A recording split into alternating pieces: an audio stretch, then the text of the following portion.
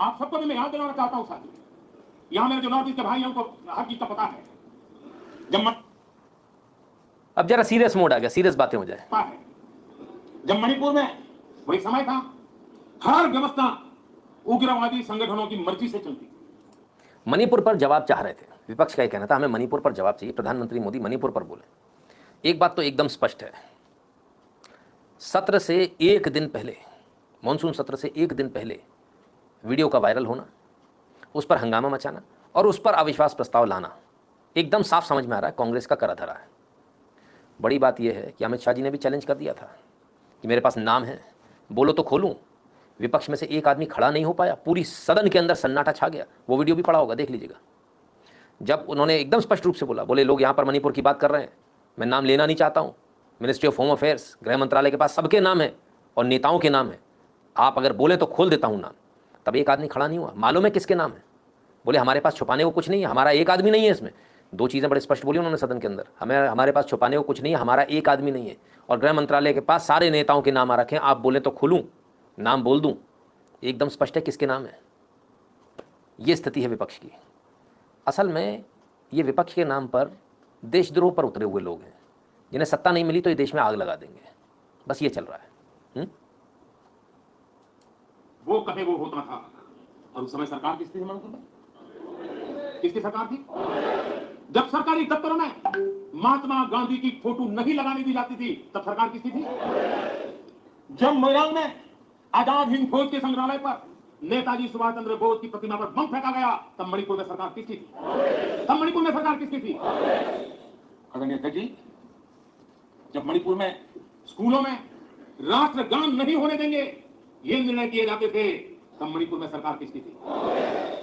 जब एक अभियान चला था, अभियान चला करके लाइब्रेरी में रखी गई किताबों को जलाने का, ये देश का अमूल्य ज्ञान की विरासत को जलाते समय सरकार किसकी थी? जब मणिपुर में मंदिर की घंटी शाम को 4 बजे बंद हो जाती थी, ताले लग जाते थे, पूजा अर्चन करना बड़ा मुश्किल हो जाता था, सेना का पहरा लगाना पड़ता था, तब मणिपुर में सरकार किसकी थी? आदरणीय अध्यक्ष जी, जब इंफाल के इस्कॉन मंदिर पर बम फेंककर श्रद्धालुओं की जान ले ली गई, तब मणिपुर में सरकार किसकी थी? जब अफसर, हाल देखिए, IAS IPS अफसर, उनको अगर वहां पर काम करना है तो उनके तनख्वाह का एक हिस्सा उनको इन उग्रवादी लोगों को देना पड़ता था, तब जाकर के वो रह पाते थे, तब सरकार किसकी थी? आदरणीय अध्यक्ष जी, इनकी पीड़ा सिलेक्टिव है, इनकी संवेदना सिलेक्टिव है। इनका सब बातचीत राजनीति से शुरू होती है और राजनीति से आगे बढ़ती है। ये राजनीति के दायरे से बाहर है, न मानवता के लिए सोच सकते हैं, न देश के लिए सोच सकते हैं, न ही देश की कठिनाइयों के लिए सोच सकते हैं। उनको सिर्फ राजनीति के सिवा कुछ सुनता नहीं। प्रधानमंत्री मोदी ने आज वो सारी बातें बोल दी जो बहुत लंबे समय से मैं बोलना चाह रहा था, लेकिन रुका हुआ था बहुत लंबे समय से। मैं लगातार बार बार आप लोगों को एक ही चीज़ बोल रहा था, मणिपुर के बारे में आपको कुछ पता नहीं है, चुप रहिए, आपको मालूम नहीं है, चुप रहिए। ये वो सच्चाई है जो आप थोड़ा सा पीछे जाएंगे, थोड़ा सा, ज़्यादा नहीं जाना, 10 साल पीछे चले जाइए, आपको मणिपुर की सच्चाई मालूम चल जाएगी। IAS IPS को अपनी तनख्वाह में से हफ्ता देना होता था, ठीक है, उग्रवादियों को। बिल्कुल सही समझ रहे हैं आप। कलेक्टर और SP, IG और DIG, commissioner, assistant commissioner, secretary और चीफ सेक्रेटरी हफ्ता देते थे उग्रवादियों को अपनी तनख्वाह में से। तनख्वाह 1 नंबर में आती, उन्हें दिखता था, उसका एक सर्टेन परसेंटेज जाता था, सबको देनी होती थी। आपको जानकर हैरानी होगी, ये मणिपुर में अब तक चला था, अब तक चला था। तो जो लोग मणिपुर में, जिनको अकल ही नहीं है ना, जो सिर्फ एक तरफा बात करते हैं, जिन्हें पता ही नहीं कुकी कौन है, मैती कौन है, और वो आपके दिमाग में कुछ भी भर रहे हैं सोशल मीडिया पर बैठकर, जिन्हें कुछ नहीं मालूम है, उनको ये पता चलना चाहिए। दूसरी बात, गांधी जी की फ़ोटो नहीं लगेगी का एक फरमान निकला था किसी भी सरकारी ऑफिस में, और उस समय सरकारी ऑफिस में गांधी जी की फ़ोटो लगी हुई थी, उतारी गई थी। मोदी जी ने तो छुपा ली बात।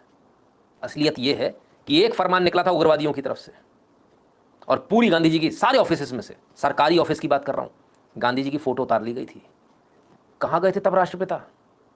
तब कहाँ गए थे? हाँ, वो तो कहते हैं डरो मत, तो इतना डर गए थे। बहुत सारी चीज़ें साहब। मंदिर में मोदी जी बोले शाम के 4 बजे मंदिर में घंटियां बैन हो गई थी, कोई बजा ही नहीं सकता था। आरती बैन थी, आप आरती नहीं कर सकते थे वहाँ पर। आज परिस्थितियाँ बिल्कुल विपरीत हैं, और आज इतनी अच्छी परिस्थिति में कुछ लोग जहर घोल रहे हैं, कुछ लोग मणिपुर मणिपुर चिल्ला रहे हैं, आपको हिंदू हिंदुत्व हिंदुत्व करते दिख रहे हैं। मणिपुर का इतिहास उठाकर देख लीजिए, आपको मालूम चल जाएगा कितने कर्फ्यू लगे थे। हर दूसरे दिन कर्फ्यू होता था मणिपुर में, हर दूसरे दिन। और इस पूरी जब से बीजेपी सरकार आई है, एक बार भी कर्फ्यू नहीं लगा है, सिंगल एक बार भी नहीं लगा है। इन लोगों ने बारूद का वो ढेर इकट्ठा किया था जिससे मणिपुर का इन्होंने लगभग तय कर दिया था कि भारत से अलग हो जाएगा। और ऐसा नहीं, नॉर्थ ईस्ट के साथ पिछली सरकारों ने कभी न्याय नहीं किया, अन्याय किया है, इसलिए ये हालत है। और आज भी अन्याय की पराकाष्ठा ये है कि आज भी हम वहाँ से कोई आता था हम उसको चिंकी बोलते थे। इसलिए मैं आप लोगों से मना करता हूँ, ये हमारे भाई हैं, इनके साथ 70 सालों से अन्याय होता आया है, किसी ने नॉर्थ ईस्ट की परवाही नहीं करी और ये समझ लिया कि बस वो जगह हमारी, लैंड हमारी, लोगों से हमें क्या मतलब है। बड़ी विचित्र बात है कि जो लोग हमारे हैं, जो अपने आप को भारतीय मानते हैं, उनको उस कगार पर धकेल दिया गया कि आखिरकार एक समय पर आकर जब आप नॉर्थ ईस्ट घूमने जाते थे ना, अभी कुछ 10-15 साल पहले, तो वो पूछते थे यू आर इंडियन, और नफरत करने लगे थे। क्यों करने लगे थे, कभी सोचा है? सरकार की नीतियों की वजह से। जब वो हमारे ही देश के, हमारे ही लोग हैं, तो ऐसा क्यों? सरकार की नीतियाँ ऐसी थी, इस वजह से सब कुछ हुआ। तो मणिपुर मणिपुर की बात करने वाले लोग नॉर्थ ईस्ट की पूरे की करेंगे ना, अपन सिर्फ मणिपुर की क्यों करेंगे?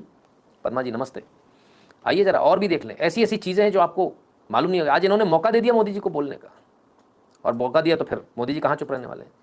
मणिपुर के बगल में मिजोरम है। ये चीज़ तो मुझे भी नहीं मालूम थी जो मोदी जी ने आज बताई। आज मुझे पहली बार मालूम। मुझे बहुत सारे लोगों ने आज फ़ोन किया, बोले आपको पता था? मैंने कहा नहीं, मुझे भी नहीं पता था। भाषण सुन चुका था मैं मोदी जी का, लेकिन झूठ नहीं बोलते कि नहीं नहीं मुझे तो पता था। ऐसा ओवर स्मार्ट नहीं बनते हम। वाकई में नहीं पता था। अगर आप में से किसी को पता था तो हमें ज़रूर बताइएगा। मेरा इमोशनल अटैचमेंट है उस क्षेत्र के प्रति, इनको अंदाज नहीं है। माननीय अध्यक्ष जी, मैं 3 प्रसंग आपके सामने रखना चाहता हूं सदन सामने, और बड़े दर्द के साथ कहना चाहता हूं, देशवासी भी सुन रहे हैं। पहली घटना 5 मार्च 1966। 5 मार्च 1966, इस दिन कांग्रेस ने मिजोरम में असहाय नागरिकों पर अपनी वायुसेना के माध्यम से हमला करवाया था। वीडियो को यहीं रोकूंगा। और अब आप मुझे बताइए, आप में से कितने लोगों को यह बात मालूम थी, यह बात मालूम थी कि अपने ही नागरिकों के ऊपर हमारी सेना ने सरकार के कहने पर, सरकार के आदेश पर हमला किया था? Can you believe that? I mean this is like क्या मजाक कर रहे हो आप? मेरे देश की सेना, मेरे देश का जवान मुझे गोली मारेगा? गोली छोड़िए साहब, हवाई जहाज, वायुसेना का इस्तेमाल बम फेंकने में। मतलब we are sitting here and can you believe it कि हमारे ऊपर बम गिर जाए और आउट ऑफ द ब्लू हम सोचे पाकिस्तान से नहीं आया साहब, भारतीय वायुसेना ने उड़ा दिया। ऐसा मैं नहीं समझता ऐसा विश्व में कहीं देखने को मिलेगा। हमने अपने ही देशवासियों पर वायुसेना का इस्तेमाल कर दिया, बम गिरा दिए। मुझे तो अभी भी विश्वास नहीं हो रहा मोदी जी के कहने के बाद भी। How is it possible? और मैं इतना बड़ा हो गया साहब, आज आप लोगों के सामने दुनिया जहान की सारी खबर रखता हूँ। मुझे बड़ी हैरानी होती है और बड़ी शर्मिंदगी होती है कि ये बात मुझे नहीं मालूम थी। आज पहली बार मुझे ये मालूम चल रही है। क्या किसी भी, मैं समझ सकता हूँ परिस्थितियाँ अलग हो सकती हैं, परिस्थितियों में बदलाव हो सकता है, कुछ लोग हो सकता है भड़क जाएं और तमाम सारी बातें करें, हो सकता है देश विरोधी बातें भी करें। वो तो आपके यहाँ नक्सलाइट्स भी करते हैं, तब उनके खिलाफ सेना क्यों नहीं उतारते? आप सीआरपीएफ से डील करते हो उनको। बहुत फोर्सेज हैं हमारे पास, सीआरपीएफ है, सीएपीएफ है, तमाम सारे सीएपीएफ के अंदर हमारे आयाम हैं, हम किसी को भी यूज़ कर सकते हैं। लेकिन सेना को इस्तेमाल करना, सेना एक्सटर्नल एनिमीज़ के लिए होती है, इंटरनल के लिए नहीं होती है। सेना को आप इस्तेमाल कर रहे हो अपने ही लोगों के खिलाफ, ऐसी कौन सी मजबूरी आ गई थी? और वो भी वायुसेना को हवाई जहाज से बम मारना। आज भी वहाँ वो घटनाएं हो रही हैं जो तब होती थी, ऐसा नहीं हो रही हैं। लेकिन सेना को नहीं उतारा जा रहा, हवाई जहाज से बम नहीं मारे जा रहे। और यही वो फ़र्क है जो आप घाव देते हो ना, यही बहुत बड़ा फ़र्क है। देखिए आप समझिए बात को। बहुत सारे लोग हमारे यहाँ भी, बहुत सारे लोग कट्टर वाले होते हैं, बोले गोली मार दो, फलान कर दो, ठिकान कर दो। हाँ, कुछ मैं भी हो सकता हूँ, बड़ा स्ट्रिक्ट हूँ कि जो देश के खिलाफ बोले उसको उस तरीके से डील किया जाए। लेकिन 2 तरीके होते हैं, या तो आप किसी को गोली मार दो, 1 आधो तो मार दो, लेकिन जब बड़े से पैमाने पर है तब आप क्या करोगे? जिन लोगों को आपने पकड़ा है ना, उनको समझा बुझाकर छोड़ा जाता है कि हम मार तो तुम्हें सकते हैं बॉस, लेकिन छोड़ रहे हैं। वो होता है अपनापन। तब आदमी को ये एहसास होता है जब वो जाता ना वापस अपने गाँव, और तब लोग उससे बोलते हैं ये यार वर्दी वाले लोग बड़े गंदे हैं, इनको गोली मारनी। तो कहता नहीं, गंदे नहीं है यार, मेरे को तो पकड़ा था, मुझे तो खाना वाना खिलाया, मेरे साथ तो ऐसा नहीं हुआ। वो होता है हृदय परिवर्तन। तब आदमी आपका अपना बनता है। आप लोगों को, मिजोरम के लोगों के साथ आपने इतना अत्याचार किया है, हवाई जहाज से बम मारे हैं, फिर आप उनसे क्या एक्सपेक्ट करते हो? एक्चुअली ये जो आपके जो स्टार्स हैं ना, जो BLM में घुटने टेक रहे थे, इनको घुटने यहाँ टेकने चाहिए जहाँ हमने गलत किया है, और पूरी जिम्मेदारी के साथ। मिजोरम के जितने भी लोग हैं, मेरी आवाज़ वहाँ पहुँचती नहीं पहुँचती मुझे नहीं मालूम, ना मुझे इससे परवाह है। कम से कम ये जिम्मेदार नागरिक होने के नाते कम से कम मैं अपनी तरफ से, मेरे पर्सनल विचार हैं ये, कम से कम इस बात के लिए तो हम उनसे शर्मिंदा हैं। हम ये बात ज़रूर कहेंगे कि वायुसेना का इस्तेमाल किया गया, और भी बहुत तरीके हो सकते थे, पर वायुसेना का इस्तेमाल करना बहुत बड़ी बात होती है। 1966 में ये कांग्रेस ने किया, जिनको आज नॉर्थ ईस्ट की चिंता हो रही है। कमाल है, गजब का दोगलापन है साहब। Sir, I heard Pakistan used F-16 on FATA and I thought our leaders haven't, but this line shocked me now. Absolutely, even I was shocked. मैं बड़े गर्व के साथ इस बात को बोलता था कि हमारी सेनाएं जो हैं, कभी भी उन्होंने हमारे खिलाफ में काम नहीं किया, लेकिन सरकार ने मजबूर किया। कमाल है। दूसरा भी सुनिए, इनके तो स्वर्णाक्षरों में लिखे जाने चाहिए। मैंने कहा ना, विपक्ष ने आज इतनी बड़ी गलती कर दी मोदी को बोलने के लिए। मोदी को तो उल्टा मिठाई खिलाते रहना चाहिए हर समय, मुंह भरा रहे, बोल ना पाए। इन्होंने जो मौका दे दिया ना, वो इन्होंने अपनी, ये कहते हैं मोदी की कब्र खुदेगी, मुझे लगता है ये अपनी 2-2 फुट बार बार खोल देते हैं हर बार जब ये ऐसा बोलते हैं। गजब के लोग हैं। बड़ा गंभीर विवाद हुआ था, कांग्रेस वाले जवाब दे, क्या वो किसी दूसरे देश की वायुसेना थी क्या? क्या मिजोरम के लोग मेरे देश के नागरिक नहीं थे क्या? क्या उनकी सुरक्षा ये भारत सरकार की जिम्मेवारी ठीक नहीं थी? 5 मार्च 1966 वायुसेना से हमला करवाया गया, निर्दोष नागरिकों पर हमला करवाया गया। और मान लेते जी, आज भी मिजोरम में 5 मार्च को आज भी पूरा मिजोरम शोक मनाता है। 5 मार्च को आज भी मिजोरम में शोक मनाया जाता है। It's high time. मुझे लगता है कि सरकार के जो नुमाइंदे हैं, जो मिजोरम में हैं, उनको वहाँ जाना चाहिए, बातचीत करनी चाहिए, अपनी गलती को स्वीकार करना चाहिए, और जो शोक मनाया जाता है इसको ख़त्म करना चाहिए। ये एक अध्याय, एक ऐसा अध्याय है इतिहास का जो काला अध्याय है, इसको भूल जाना चाहिए, इसको मिटा देना चाहिए। क्योंकि जब तक ये याद रहेगा तब तक एक मन के अंदर एक टीस रहेगी हमेशा, और अपनी ही सेनाओं के प्रति टीस ऐसी रहना, ये किसी भी देश के लिए अच्छा नहीं है। ना देश के लिए अच्छा है, ना सेनाओं के लिए अच्छा है, ना नागरिकों के लिए अच्छा है। तो बहुत बेहतर होगा कि इस प्रकार के जो शोक मनाए जाते हैं, उनको भी पॉलिटिकली मोटिवेटेड है नहीं है वो एक अलग बात है, उनको भी धीरे से वहाँ के लोगों को मरहम लगाकर उनको भूलने के लिए कहा जाए। वो याद जो बार बार कर रहे हैं, उस याद की आवश्यकता नहीं है। ये किसी भी देश के लिए अच्छी बात नहीं है, उसके भविष्य के लिए अच्छी बात नहीं है। उस दर्द को मिजोरम भूल नहीं पा रहा है। कभी इन्होंने महर लगाने की कोशिश नहीं की, घाव भरने का प्रयास तक नहीं किया है, कभी उनको इसका दुख नहीं हुआ है। और कांग्रेस ने इस सच को देश के सामने छिपाया है। दोस्तों, ये सत्य देश ने इन्होंने छिपाया है। क्या अपने ही देश में वायुसेना से हमला करवाना? कौन था उस समय? इंदिरा गांधी। अकाल तख्त पर हमला हुआ है तो अभी भी हमारी स्मृति में है। उनको मिजोरम में उससे पहले ही आदत लग गई थी, और इसलिए अकाल तख्त पर हमला करने तक वो पहुंचे थे, मेरे ही देश में। और यहां में उपदेश दे रहे हैं जी, नॉर्थ ईस्ट में वहां के लोगों के विश्वास की इन्होंने हत्या की। वो घाव किसी न किसी समस्या के रूप में उभर करके आते थे, उन्हीं के कारनामे आधुनिक जी।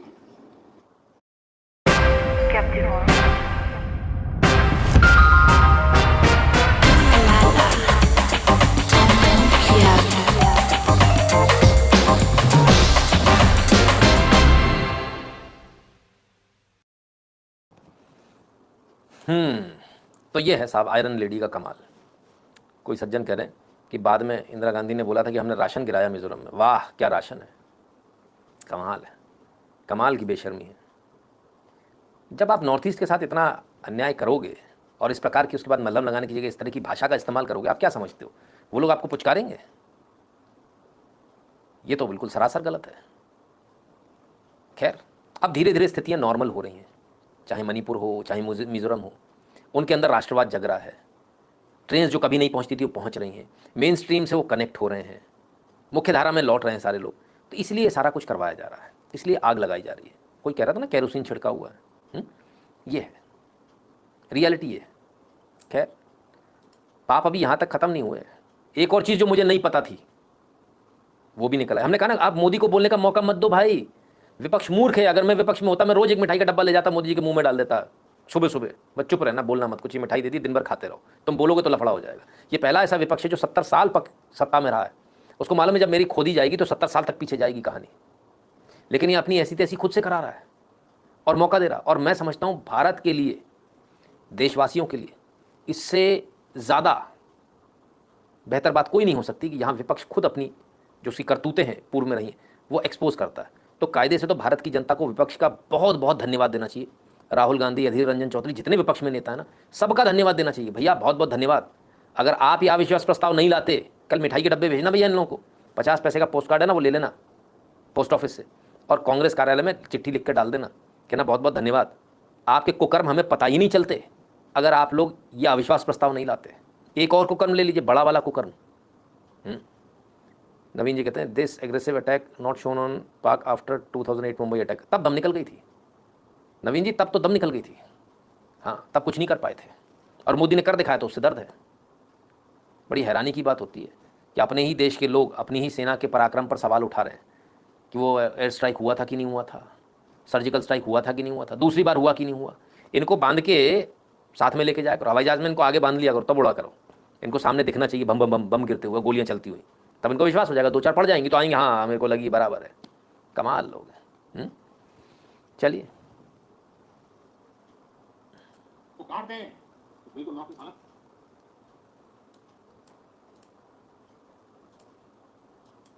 तो काट दे, तो बिल्कुल नौकरी सालक हो जाएगा। ये सपना देखने वालों का जो लोग समर्थन करते हैं। आदरणीय अध्यक्ष जी, मैं जरा इनको जहां भी हो जरा मेरा सवाल अगर बदल में बैठे हुए को जवाब दे। ये जो बाहर गए ना, उनको जरा पूछे एक कच्छ तीवू क्या है, तो पूछे इनको कच्छ तीवू क्या है। ये वो कुकर्म है जो मुझे भी नहीं पता था, और मुझे 100% इस बारे में जिम्मेदारी के साथ मैं कह सकता हूं, मेरे भी किसी भी दर्शक को नहीं पता होगा। इतनी बड़ी बातें करते हैं, आपने बता रहा था ये कच्छ तीवू, और ये कच्छ तीवू कहां आया, जरा उनको पूछिए। इतनी बड़ी बातें करते हुए देश को गुमराह करने का प्रयास कर रहे हैं।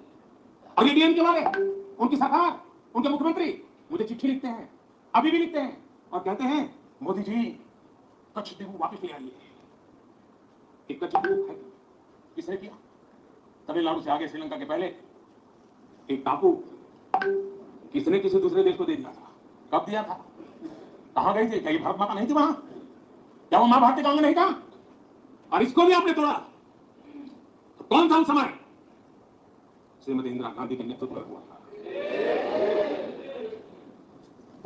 कांग्रेस का इतिहास मां भारती को छिन्न भिन्न करने का रहा है।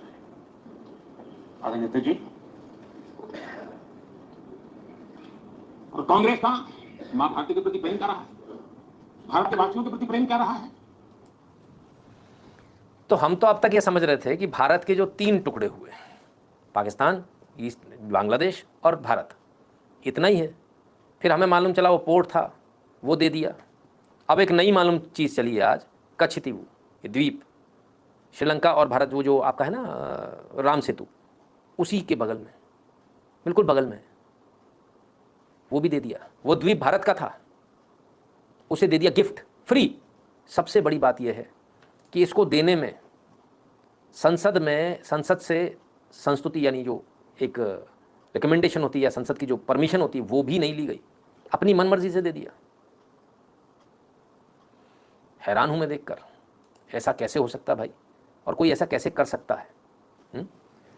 अजब गजब लोग हैं। क्यों दे दिया, इसका कारण किसी के पास अभी तक नहीं है। क्या कारण था उसका, ये भी नहीं मालूम।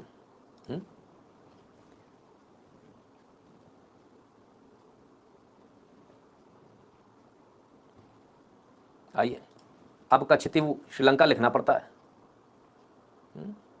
देख लें जरा कहाँ है कच्छ तीवू। ये है भारत, ये है श्रीलंका, और ये रहा कच्छ तीवू। सोचिए आप, कितनी इंपॉर्टेंट लोकेशन दे बैठे हम, कितनी इंपॉर्टेंट।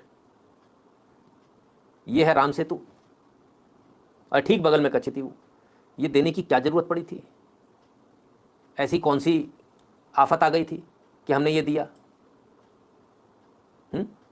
आज चीन यहां आकर बैठ रहा है इसी जगह के आसपास, तो हमने ये क्यों दे दिया? हमने, कमाल है। इतनी हैरान कर देने वाली बात है। ये इनके पाप है, और ये कहते हैं कि हमको सत्ता में बैठाओ।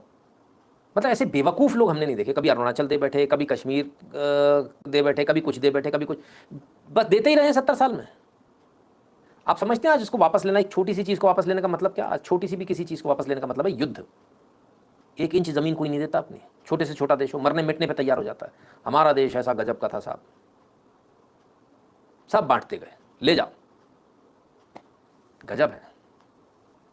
खैर, और अब ये लोग गठबंधन बनाकर बैठे हैं, सत्ता में आना है फिर से, इतने पाप करने के बाद। देशवासियों को सत्य समझाना चाहता हूं, ये लोग एक गठबंधन गठबंधन, ये लोग भारत के दिवालिया होने की गारंटी है, भारत के दिवालिया होने की गारंटी है।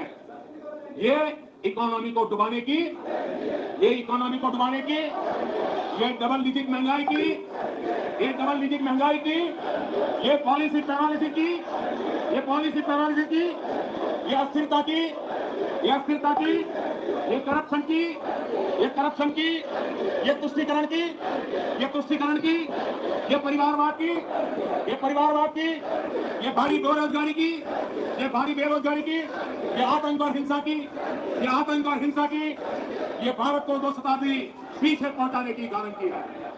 आदरणीय अध्यक्ष जी, ये कभी भारत को टॉप 3 अर्थव्यवस्था बनाने की गारंटी नहीं दे सकते। ये मोदी देश को गारंटी देता है कि मेरे तीसरे कार्यकाल में मैं हिंदुस्तान को टॉप 3 की पोजीशन में लाके रखूंगा। ये मेरा देश को गारंटी है कि कभी भी देश को विकसित बनाने का सोच भी नहीं सकते हैं। उस दिशा में ये लोग कुछ कर भी नहीं सकते। तो ये स्थिति है वाकई में, इसमें कोई दो राय नहीं। ये लोग गारंटी है इस देश की बर्बादी की, दूसरी तरफ मोदी गारंटी है इस देश की तरक्की की, आबादी की। बहुत फ़र्क है। आज एक सबसे बड़ी बात, आपने इतना सब कुछ सुना, कच्छ द्वीप से लेकर तमाम सारी चीज़ें सुनी। आज मेरा अपने दर्शकों से एक सवाल है, और इस सवाल को आप तमाम सारे उन लोगों से पूछिएगा जो कट्टर हिंदू कहकर आपको बरगलाते हैं, जो एक्चुअली कांग्रेस के एजेंट हैं। कट्टर हिंदू कह के उनका काम है मोदी को गाली देना। इतने सब के बावजूद कोई आदमी कैसे मोदी को गाली दे सकता है, जब आपने देखा पीछे इतना कुछ कचरा हुआ है और आज मोदी उसको साफ करने आया है। कितने बेशरम लोग हो सकते हैं और कितने गंदे कांग्रेसी हैं जो मुंह पर ये भी नहीं बोल रहे कि वो कांग्रेसी हैं। हिंदू बनकर घुसे आपके बीच में, 14 में नए नए हिंदू बन गए। 14 से पहले तो कोई सेक्स एजेंट था, कोई कोठे पे दलाली कर रहा था, कोई कहाँ था पता नहीं। सब 14 के बाद एकदम से घुसे हैं, और 14 के बाद ये जो कहानी है आपको बरगलाया जा रहा धीरे धीरे करके। ये सारी चीज़ें पूछिए आप। जो लोग कहते हैं मोदी खराब है, इससे तो कांग्रेस बेहतर थी। आजकल तो सीधे आ गए, नंगे हो गए, आजकल कपड़े उतार कर आ गए मार्केट में, भरे चौराहे नंगे एकदम कपड़े उतार के। इससे तो कांग्रेस बेटर थी। कांग्रेस के कारनामे तो ये रखे सामने। अब बोलो क्या कहना है।